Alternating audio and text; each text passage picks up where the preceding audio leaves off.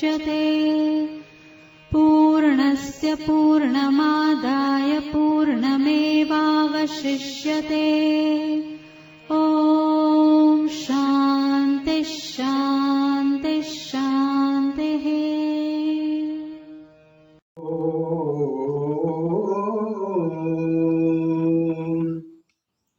भद्रं कर्णेभिः शृणुयाम देवाः। भद्रं पश्येमाक्षभिर्यजत्राः। स्थिरैरङ्गैस्तुष्ट्वांसस्तनूभिर्व्यसेमहि। देवहितं यदायुः। स्वस्ति न इन्द्रो वृद्धश्रवाः। स्वस्ति नः पूषा विश्ववेदाः।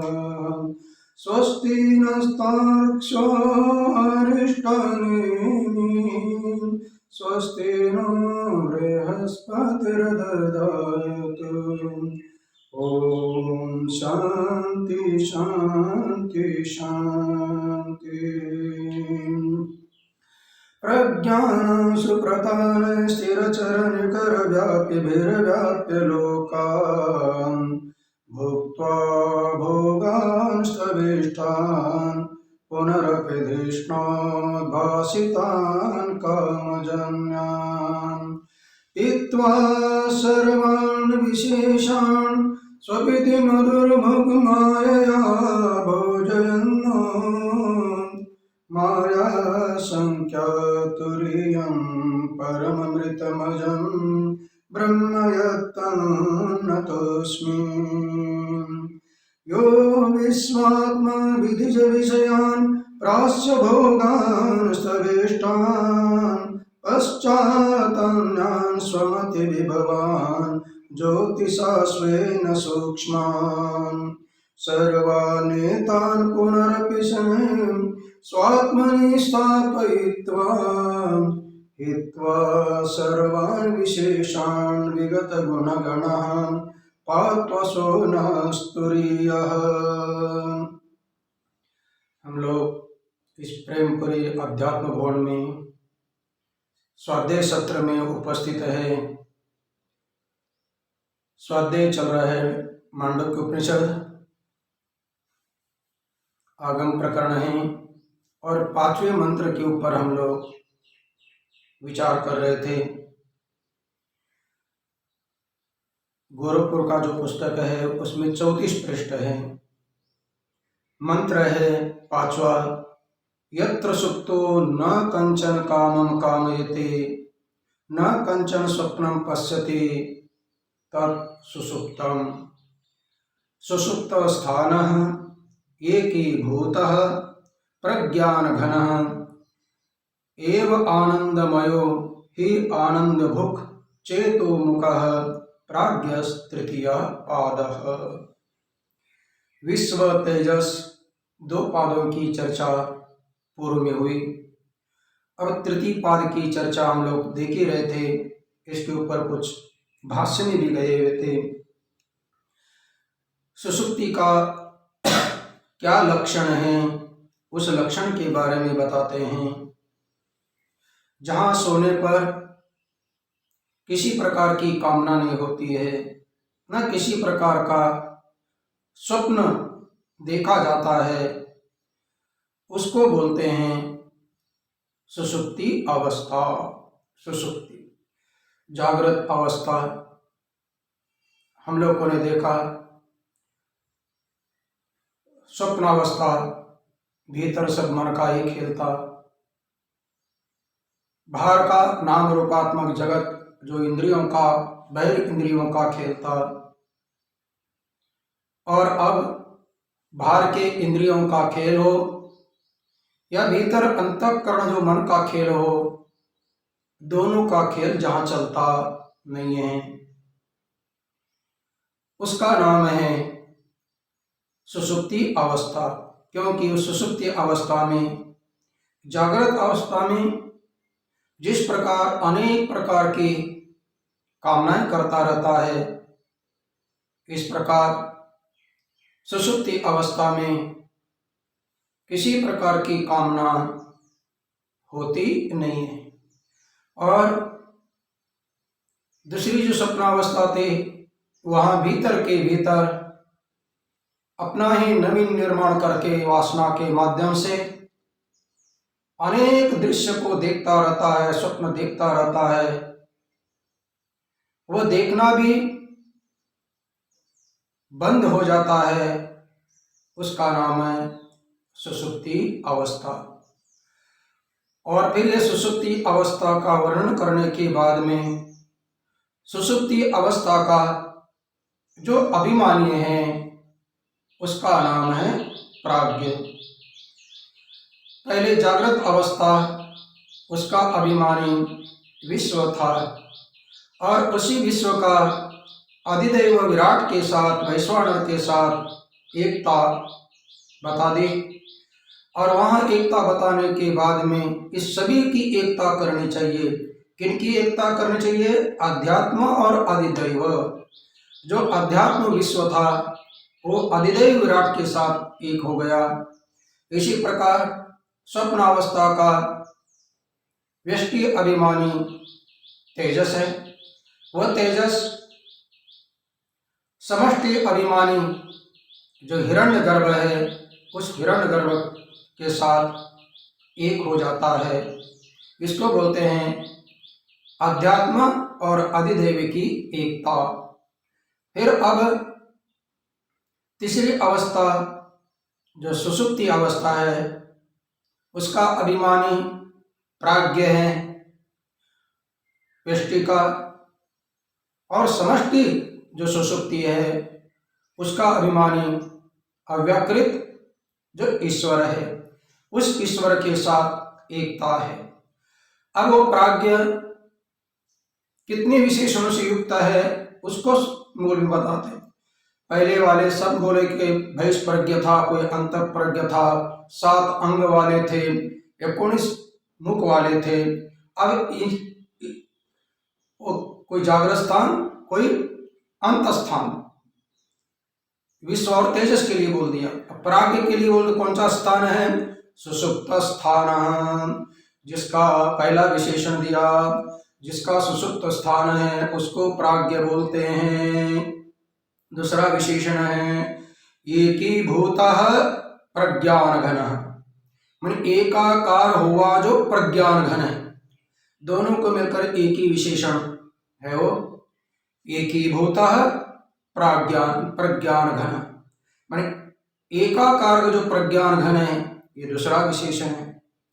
आनंदमय या अलग अलग भी बोल से एक आकार हुआ है, जहां एक आकार होता है उसको बोल सकते हैं प्रज्ञान घन, लेकिन एकीभूत प्रज्ञान घन माने जागृत और स्वप्न में एक ज्ञान नहीं रहता है, यहाँ एकीभूत प्रज्ञान घन, प्रज्ञान माने ज्ञान, और एकीभूत माने एक ठोस हुआ है ऐसा जो ज्ञान। स्वप्न में, जागृत में एक ठोस ऐसा नहीं होता है, क्षणी क्षणी बुद्धि बदलती रहती है, क्षण क्षण में दूसरा ज्ञान होता है। अनेक ज्ञानों से विभक्त प्राज्ञ अपने क्या बोलते हैं? विश्व और तेजस है। लेकिन प्राज्ञ कैसा है? एकीभूत प्रज्ञान घन है, माने एकाकार हुआ जो प्रज्ञान का, ज्ञानों का घन ठोस है। और क्या विशेषण देते हैं? प्रज्ञान घन एव, एकीभूत प्रज्ञान घन एव, माने प्रज्ञान घन के अलावा दूसरा कोई प्राज्ञ नहीं है, माने प्रज्ञान घन ये उसका विशेषण है प्राज्ञ का। और क्या विशेषण देते हैं? आनंदमय। और कैसा है प्राज्ञ? जो आनंदमय। आनंदमय का अर्थ होता है पूरा का पूरा मैट प्रत्यय प्राचुर्य अर्थ में होता है और कहीं विकार अर्थ में होता है। पूरी पृथ्वी जलमय हो गई बोलते हैं बारिश के समय में, बाढ़ आ जाती है तो बोलते हैं अभी बाढ़ कहीं आती है, क्या क्या यह कभी सुनामी लहरें आते हैं, ये ताउते लहरें क्या क्या आते हैं, आने पर पूरा का पूरा प्रदेश पानी पानी कर देता है।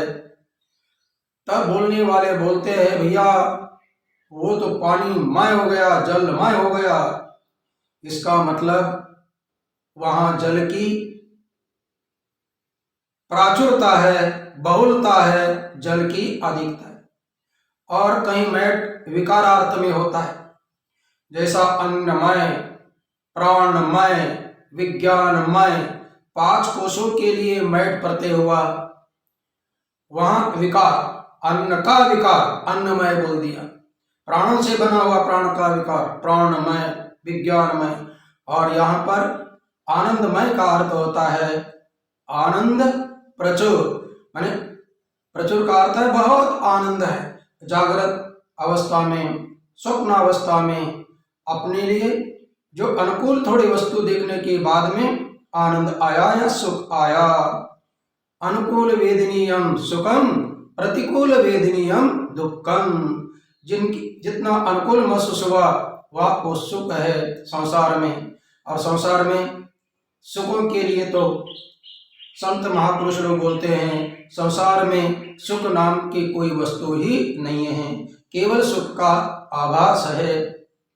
और मिला भी तो कितना मिलता है, गेहूं के दाने की इतना मिलता है। और दुख होता है कितना, पहाड़ के समान होता है। तुकाराम जी का एक प्रमाण है, सुख पाहता जवा पाड़े, दुख पर्वता योढ़े। संसार में सुख देखा जाए तो जौ के दाने इतना है, जवा पाड़े, पाड़े का अर्थ है उतना, जौ के इतना। दुख पाहता, दुख को यदि देखा जाए तो पर्वता योड़े। तो कहने का तात्पर्य जागृत और स्वप्न में जो आनंद है वह ना के बराबर है, लेकिन सुषुप्ति अवस्था में जाते हैं तो आनंद की प्रचुरता है, आनंद बहुत है। और वहां की आनंद की जो हमारी बैटरी चार्जिंग होती है और फिर हम लोग जागृत अवस्था में फ्रेश होकर बैठते रहते हैं। चेहरा प्रसन्न है तो मानना पड़ेगा कि ये सुषुप्ति अवस्था में इनकी बैटरी आनंद से चार्ज हुई है। यदि विक्षिप्त है, मन चंचल है, चेहरा अप्रसन्न है, तो आनंद की बैटरी चार्ज हुई नहीं है। तो कहने का तात्पर्य सुषुप्ति में जो आनंद है वह अधिक है, जागृत और स्वप्न के आनंद के अपेक्षा बहुत आनंद है। आनंद और आनंद भूख। अब जो प्राज्ञ है वो क्या भोजन करता है, तो भोजन बोल दिया आनंद भुक, वो आनंद का भोक्ता बनता है। और उसके लिए कितने मुख है, विश्व और तेजस के लिए 19 मुख थे और प्राज्ञ के लिए केवल एक मुख है, उसका नाम है चेतो मुख, अर्थात चैतन्य ही मुख है। क्योंकि उस अवस्था में चेतनता होने के कारण हम लोग पुनः जागृत में और स्वप्न में आते हैं। इसलिए प्राज्ञ को इधर उधर घूमने के लिए द्वार, मुख आदि है तो है चेतन, चेतो मुख। प्राज्ञ तृतीय पाद, ये तीसरा पाद। हम लोग इसके ऊपर भाष्य में भी देखे थे, यत्र यस्मिन् स्तरे काले वा सुप्तो न कंचन स्वप्नम पश्यति न कंचन कामं कामयते, ये हुआ था। नहीं सुषुप्ते पूर्वयो यो अन्यथा ग्रहण लक्षणम स्वप्न दर्शनम कामो वा कंचन विद्यते। पूर्व जागृत अवस्था और स्वप्न अवस्था के समान अन्यथा ग्रहण रूपी जो जागृत अवस्था में रहता है अन्य दर्शन होता है, स्वप्न में जो स्वप्न दर्शन होता है सुषुप्ति अवस्था में वो नहीं रहता है। ना स्वप्न का दर्शन करता है, ना किसी के प्रकार की कामना करता है। तद एतत् सुषुप्तम स्थानम अस्य इति, तत् सुषुप्त स्थान, वो प्राज्ञ सुषुप्त स्थान है। अब सुषुप्त स्थान के बाद में नंबर आता है एकीभूत प्रज्ञान घन। ये विशेषण है, इन विशेषणों के बारे में बताते हैं। भाष्य, मूल में जो पद होते हैं उन पदों का ही विस्तार होता है, कहीं कम कहीं ज्यादा, लेकिन जो भी बोल रहे हैं उस मंत्र में जो पद होता है, पद का अर्थ होता है कोई शब्द। पद बोलने पर कोई हिंदी लोग समझेंगे कोई एक गीत होगा, सूरदास का पद, मीराबाई का पद, और यहाँ स्वाध्याय में जो पद का प्रयोग किया जाता है तो व्याकरण शास्त्र के अनुसार पद बोला जाता है। व्याकरण शास्त्र में पद किसको बोलते हैं? सुप तिंग अंतम पदम, सुप जिसके अंत में है, तिंग जिसके अंत में है, उसको बोलते हैं पद। इसका मतलब विभक्ति के प्रत्यय जिसके अंत में हो, क्रियापद के प्रत्यय जिसके अंत में हो, उसको बोलते हैं पद। फिर एक एक शब्द होता है, च, तथा, इति, यह अव्यय हैं और वो भी, उनको भी विभक्ति आती है, और अव्ययदा सुप बोलकर एक सूत्र है, उनसे वो सुप का लोप होता है, इसलिए इति के आगे विसर्ग हो। जैसे सात विभक्ति में नाम चलते हैं, इस प्रकार अव्यय सात विभक्ति में चलते नहीं हैं, क्योंकि उनके आगे विभक्ति का लोप हुआ है। विभक्ति का लोप होने पर भी उसको भी पद संज्ञा प्राप्त होती है, एक च आने पर भी, च, इति, अत, उनको भी पद संज्ञा होती है। तो कहने का तात्पर्य, मंत्र में जितने भी शब्द आते हैं उन शब्दों का विस्तार करना, यह भाष्य। अब एकीभूत प्रज्ञान घन के लिए बोलते हुए बोलते हैं, स्थान द्वय प्रविभक्तम मनस्पंदितम द्वैत जातम तथा रूप अपरित्यागेन अविवेकापन्नम नैषतमोग्रस्तम इव आह सप्रपंचम एकीभूतम इति उच्यते। अब केवल एकीभूत का पहला अर्थ करते हैं, फिर प्रज्ञान घन, क्योंकि एकीभूत प्रज्ञान घन है। तो एकीभूत का अर्थ एक हो गया।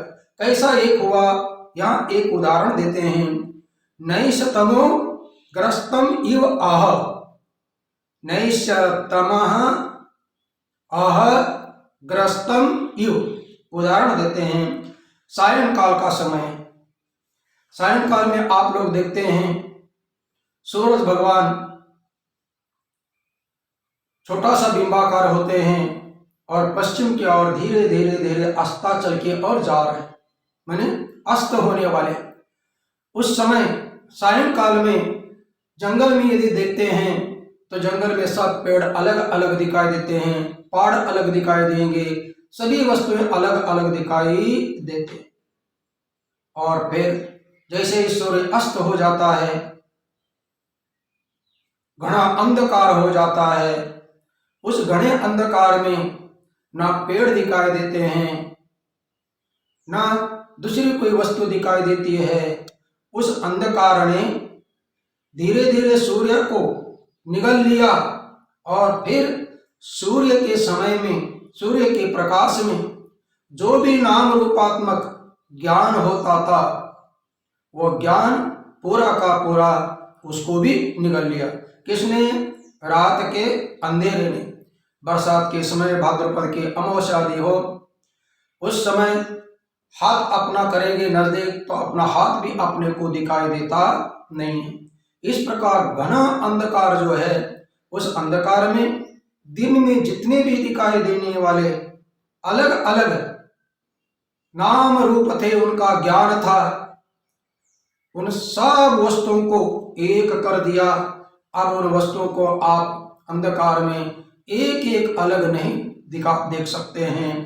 जैसे अपने घर में ही हो, घना अंधकार है, सभी वस्तु वहां पड़ी हुई थी, लेकिन अंधकार में एक भी वस्तु दिखाई देती नहीं है और कमरे में केवल अंधकार ही अंधकार रहता है। इसका मतलब क्या हो गया? उस अंधकार में सब वस्तु एक हो गई। उस अंधकार से उन वस्तुओं का अभेद हो गया, एकाकार हो गया। अब अंधकार के अलावा दूसरा कोई वहां दिखता नहीं है। इसी प्रकार जो सुषुप्ति अवस्था है, सुषुप्ति अवस्था अज्ञान है। उस सुषुप्ति अवस्था में जब दोनों अवस्था वाले विश्व और प्राज्ञ स्थान द्वय प्रविभक्तम, पूर्वोक्त दोनों स्थानों में विभिन्न विभिन्न रूप से प्रतीत होने वाले थे। कौन? विश्व और तेजस। ये सब विश्व और तेजस का जगत है। ये कैसा है? मनस्पंदितम द्वैत जातम, केवल मन के द्वारा प्रतीत होने वाला ये द्वैत है। इसका मतलब ये है ही नहीं, किंतु जागृत अवस्था में, स्वप्नावस्था में केवल मन का ही एक कल्पना किया हुआ ये द्वैत है। और इस द्वैत को किसी प्रकार से अपना द्वैत में अपना जो भी प्रपंच है विश्व का और तेजस का, विश्व तेजस ये क्या है? जागृत अवस्था की अभिमानी और स्वप्न अवस्था के अभिमानी दोनों। जागृत अवस्था का अभिमानी विश्व अपना जितना भी प्रपंच है, अपना जितना भी ज्ञान है, उस ज्ञान को पोटली बांध लेता है। और तेजस भी स्वप्न अवस्था का जितना भी स्वप्न प्रपंच का अपना था द्वैत, उसको भी पोटली बांध लेता है और अपना तथा रूप अपरित्यागी, अपना पूर्व का कुछ भी त्याग न करते हुए, माने स्वप्न अवस्था में जितने भी ज्ञान हैं उन ज्ञान को न त्यागता हुआ, उनके संस्कारों को न त्यागता हुआ, और विश्व भी अपने जागृत अवस्था का जो ज्ञान हो, जो भी संस्कार हो, जो भी अपनी वासना हो, उनको त्याग न करते हुए अविवेकापन्नम अर्थात अविवेक रूप अज्ञान रूप हो जाता है। और अज्ञान रूप हो जाना ही एकीभूतम इति उच्यते, माने एकाकार हो जाना। जैसे रात में सब पदार्थ एक हो जाते हैं, उस रात के अलावा दूसरा कुछ भी दिखाई देता नहीं है। इसी प्रकार जो अविवेक अवस्था, अज्ञान अवस्था जो सुषुप्ति है, उस सुषुप्ति में जागृत अवस्था के जितने भी पदार्थ है, ज्ञान है, उनको विश्व लेता है। स्वप्न अवस्था का जितना भी प्रपंच है, उस प्रपंच को तेजस लेता है। और दोनों के दोनों अपने द्वैत ज्ञान के साथ जाते हैं। कहाँ पर अस्त हो जाते हैं? अज्ञान अवस्था में, सुषुप्त अवस्था, अज्ञान अवस्था में, सुषुप्त अज्ञान, उस अज्ञान अवस्था में जाते हैं, अविद्या में जाते हैं। तो अविद्या के साथ एक हो जाने के कारण अब ये विश्व है, ये तेजस है, ये जागृत के पदार्थ है और ये स्वप्न के पदार्थ है, ऐसा कुछ पता चलता नहीं है। क्यों? अविद्या के साथ, अविद्या माने स्वप्न अवस्था, सुषुप्ति अवस्था, उस सुषुप्ति अवस्था में लीन हो गए। जैसे अंधकार में दिन के पदार्थ लीन हो गए घने अंधकार में, और लीन होने के कारण अब एक भी जागृत अवस्था में मैंने दिन में दिखाई देने वाला पदार्थ वहां दिखता नहीं है। जैसे उदाहरण दिया वो अपने कमरे में दिन के समय में जो भी अलग अलग आपने घर में रखे हुए सामान, अपना रसोई घर में सब डब्बे अलग अलग दिखाई दे रहे थे, लेकिन घने अंधकार में कोई डब्बा अलग नहीं दिखाई दे रहा है। सब डब्बे का ज्ञान एक अंधेरे में लीन हो गया। इसी प्रकार जो अज्ञान, जो सुषुप्त अवस्था, ये कारण अवस्था है। इस कारण अवस्था में कार्य अवस्था के विश्व और तेजस दोनों के दोनों लीन हो जाते हैं। लीन हो जाते हैं तो अपना अस्तित्व बिल्कुल रखते नहीं हैं। जैसे नदियां समुद्र में जाने पर अपना अस्तित्व अलग से रखते नहीं हैं, रात में दिन के पदार्थ अपना अलग अस्तित्व रखते नहीं हैं, रात के साथ एक हो जाते हैं, नदियां समुद्र के साथ एक रूप हो जाती है। इसी प्रकार जो हमारी अज्ञान अवस्था है, सुषुप्त अवस्था है, उस अज्ञान अवस्था को, अज्ञान रूप को, कारण रूप को, जो कौन इसी अज्ञान कहिए, अविद्या कहिए, कारण अवस्था है ना, अविद्या मात्र है, अज्ञान मात्र है सुषुप्त अवस्था में, उसको अविद्या रूप बोलते हैं। उस अविद्या के कार्य कौन, ये विश्व और तेजस, ये पूरे के पूरे अपने कारण में लीन हो जाते हैं। एकीभूतम इति उच्यते, अर्थात बीज के साथ एक हो जाते हैं।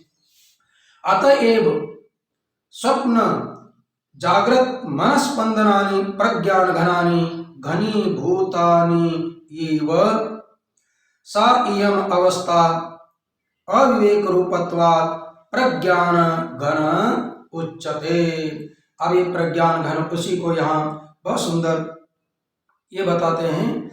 मैंने जो पहला उदाहरण दिया, दिन के पदार्थ अंधकार के साथ एक हो जाते हैं, इसी प्रकार जागृत अवस्था का, स्वप्न अवस्था का जो भी प्रपंच का पदार्थ है, विश्व तेजस, वे कार्य हैं, अपना कारण अविद्या में लीन होकर एक हो जाते हैं। इसलिए अतएव माने इस अवस्था में, अर्थात किस अवस्था में, इस सुषुप्त अवस्था में स्वप्न जागृत मनस्पंदनानि प्रज्ञानानि घनीभूतानि इव।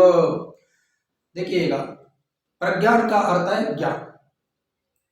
तीनों अवस्था में ज्ञान, प्रज्ञान, प्रज्ञान का अर्थ है विशिष्ट विशिष्ट ज्ञान, नाम रूपात्मक ज्ञान जागृत अवस्था में स्पष्ट रूप से दिखाई दे रहा है, और स्वप्न में भी प्रज्ञान है।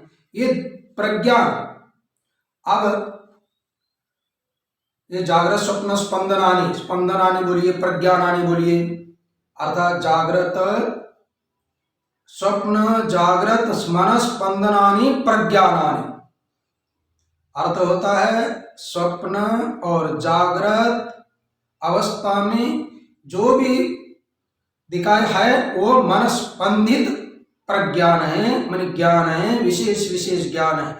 एक ज्ञान है क्या, जागृत अवस्था के अलग है, स्वप्न अवस्था के अनेक ज्ञान है, इसलिए प्रज्ञानानि बहुवचन है। ज्ञानम ज्ञाने ज्ञानानि, वनम वने वनानि, ये नपुंसक लिंग ज्ञान है। और प्रविशेषण दिया, प्रकर्षेण ज्ञानम, अनेक प्रकार का ज्ञान है। कहाँ पर, स्वप्न और जागृत में। और ये ज्ञान वास्तविक है क्या, नहीं नहीं, वो केवल मन से स्पंदित है, मन के द्वारा कल्पित ज्ञान है। वो ज्ञान घनीभूतानि इव, अर्थात वो ज्ञान भी एक ठोस रूप होता है। सा इयम अवस्था अविवेक रूपत्वात् घनम उच्यते। कौन सी अवस्था, सुषुप्त अवस्था।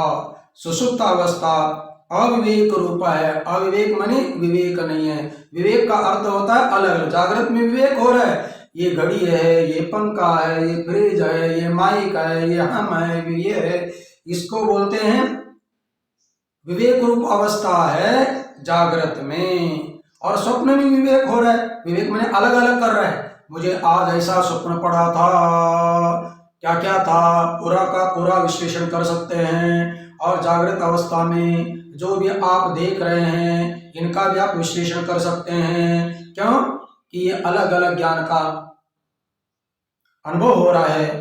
ये जागृत स्वप्न ये विवेक रूप है। लेकिन जो सुषुप्ति अवस्था है, वह सुषुप्ति अवस्था कैसे है, अविवेक रूपत्वा, क्योंकि उसमें विवेक नहीं होता है। विवेक क्यों नहीं होता है, अविद्या मात्रत्वात्, अज्ञान मात्रत्वात्।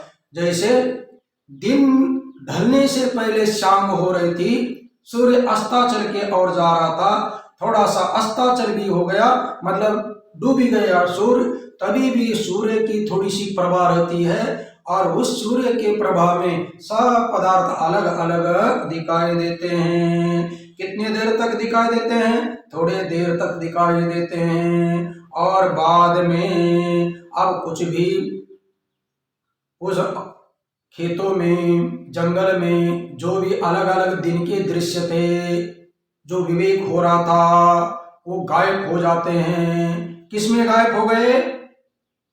अंधकार में। अब अंधकार कैसा है?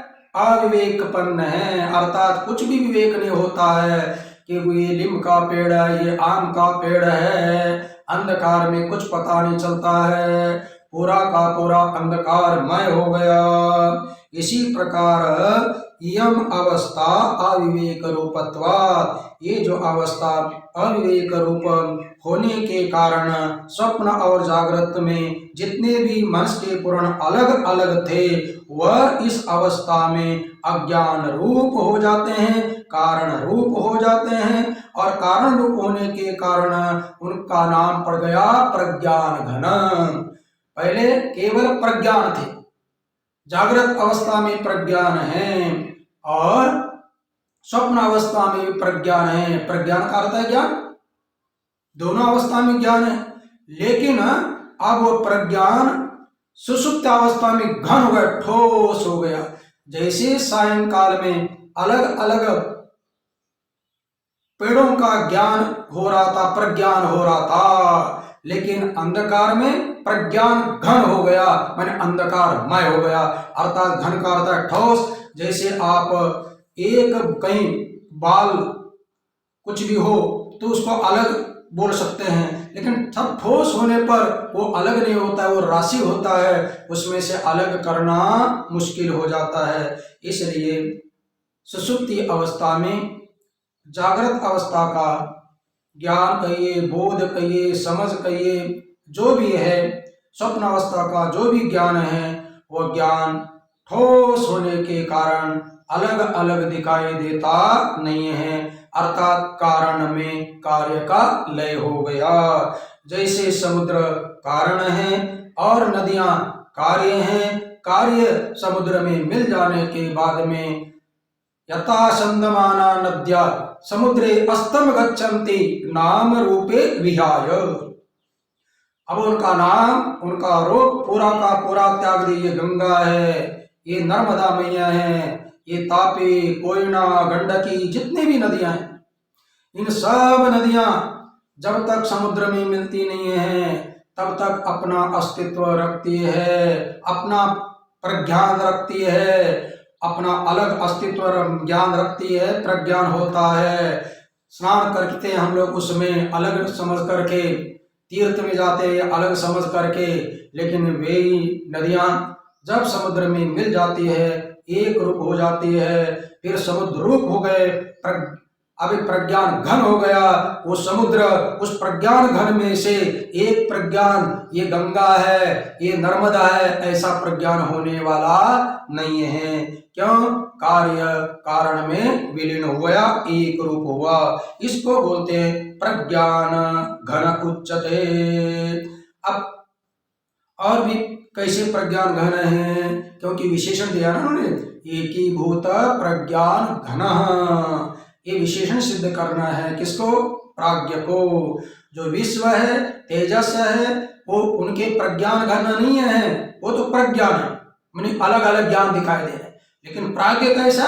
प्रज्ञान घन है। इसका मतलब किसी ज्ञान का अलग अलग विवेक होने वाला नहीं है। ऐसा जो विशेषण है किसका है? प्राज्ञ का है। माने प्राज्ञ प्रज्ञान घन अवस्था का अभिमानी कहिए, देवता कहिए।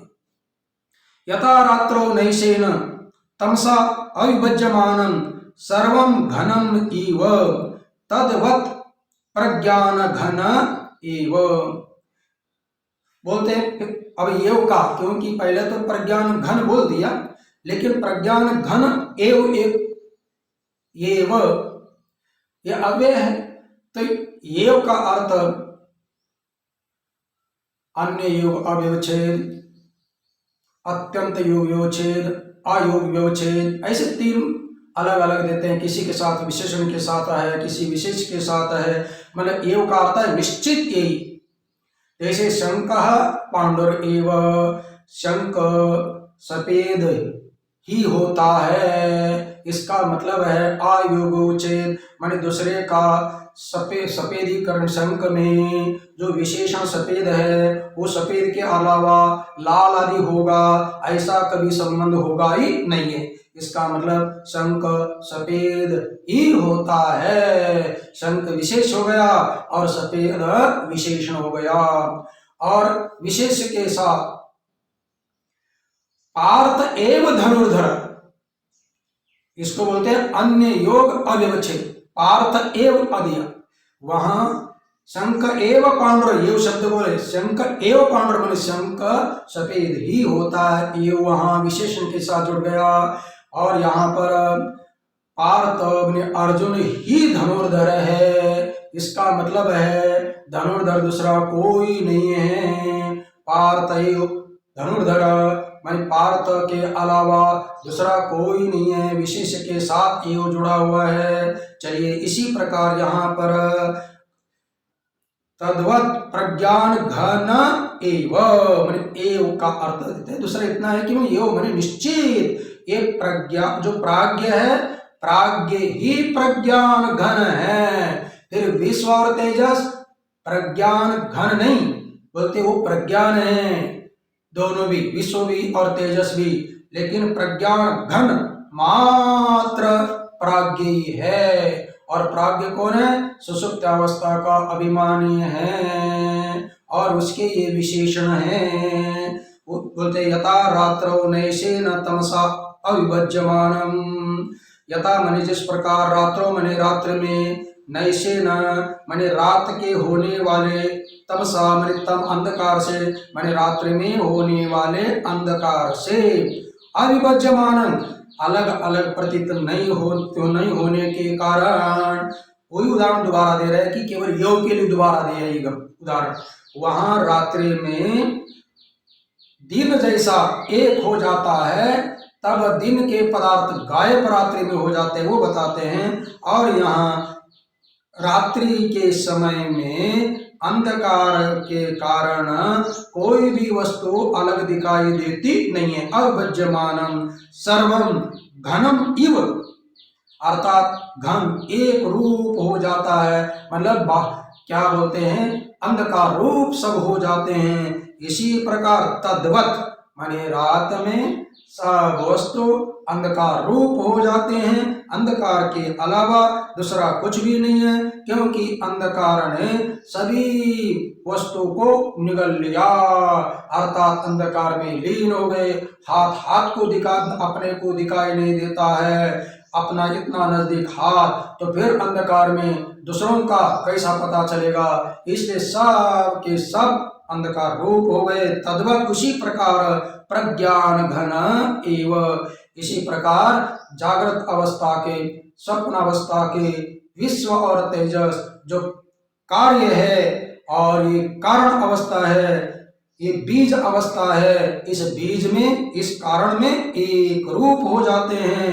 इसलिए प्रज्ञान घन ये प्राज्ञ का विशेषण है। एव शब्दात् न जात्यंतरम प्रज्ञान व्यतिरेकेण अस्ति इत्यर्थः। अभी उसी एव शब्द का और भी जोरदार मंडन करते हैं।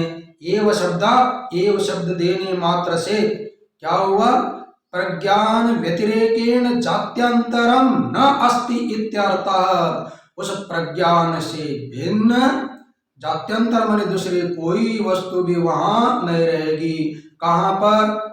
जागृत अवस्था में। उस जागृत अवस्था में कोई भी दूसरा पदार्थ माने किस देखिएगा, उस जागृत अवस्था और स्वप्न अवस्था दोनों का दोनों विलीन होकर अपना एक हो गए हैं प्रज्ञान घन के साथ। वहां बोलते हैं केवल प्रज्ञान से व्यतिरिक्त दूसरा कोई नहीं है।